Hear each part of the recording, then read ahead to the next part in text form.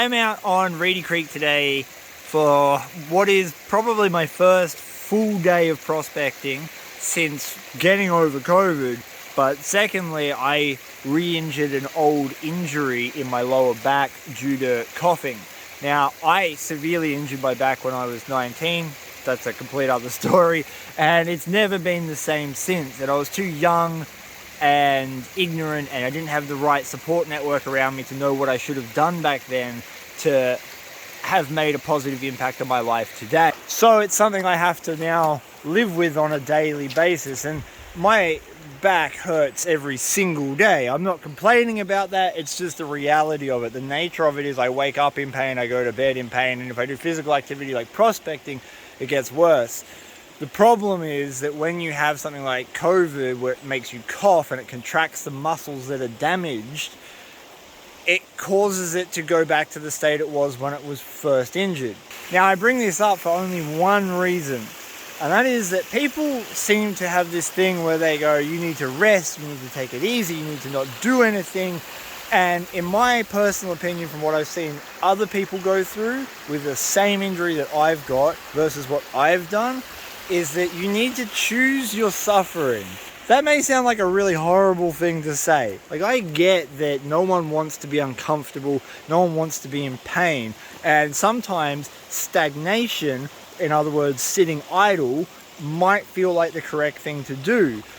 But in a lot of cases it's not, because stagnation is both where dreams and people go to perish. For example, how many times have you heard about an older person who suddenly loses their ability to walk? Maybe they have a fall, or they injure themselves in a way that it limits their capacity to get out and move, and it's not too long after that that they pass away.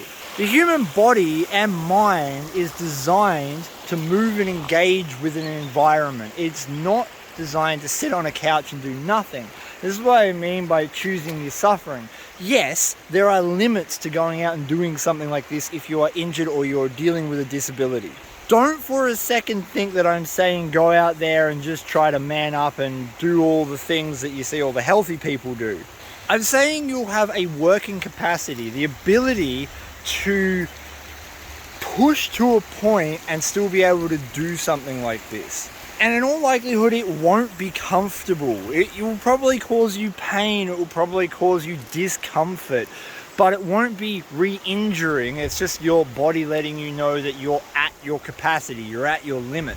This is what I call active rest. You need to do stuff like that. I've been out every day this week, every single day, in tremendous amounts of pain, but my progress to getting back to normal has ramped up. I'm using the muscle, I'm stretching it, I'm telling it that it's safe and that it's okay. I'm getting it back to a working position. It's the same thing with your brain, right? I've talked about PTSD a whole lot. If you isolate yourself, it's dangerous because you are isolated from the environments that you're meant to be engaging in. So you need to flex that, muscle. You need to flex the fatty tissue that makes up your cerebral cortex. And you do that by interacting with people and having experiences and getting out and doing things. So when I say you've got to choose your suffering, do you want to sit at home on the couch and let things stagnate and suffer there in silence, alone? Or do you want to come out and do something? Within your capacity, what can you do?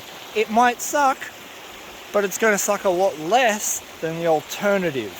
Anyway, I thought I'd share that because it's something that I see a lot of people get stuck with. That it's my personal opinion that I don't think you should sit back and just accept something like an injury or a disability.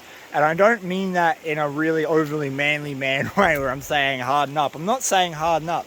I'm saying that you have a capacity to do something. So if there's a crappier alternative to the thing that you want to do, don't do the crappier alternative like sitting on the couch. Live a little. You might as well if you're going to be in pain anyway.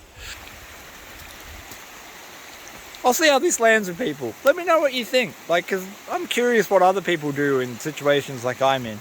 Alright, I'm going to get back to work. Bye guys.